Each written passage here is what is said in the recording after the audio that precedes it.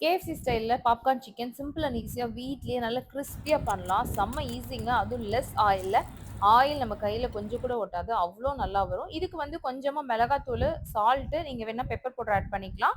லைட்டா உப்பு சேர்த்து பெரட்டி வச்சுடுங்க. ஒரு 15 மினிட்ஸ் அப்படியே விட்டுடுங்க. அதுக்கப்புறம் அகைன் ஒரு தடவ நல்லா பெரட்டிட்டு கார்ன்ஃப்ளவர்ல கோட் பண்ண போறோம்.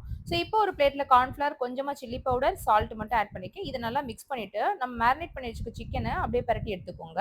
இந்த ஒரு தடவ ஸ்டெப் பண்ணாலே போதும். நம்ம அடிக்கடி பண்ண தேவையில்ல.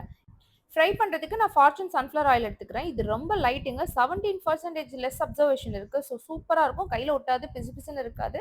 செம்ம கிளியரா இருக்கும் ஆயில யூஸ் பண்றதுக்கு. இதுல தான் நான் ஃப்ரை பண்ண போறேன். லைட்டா ஆயில் வந்து ஹீட் ஆனதுக்கு அப்புறமா கொஞ்சம் கொஞ்சமா நம்ம வச்சிருக்க சிக்கன்ஸ போட்டுக்கலாம்.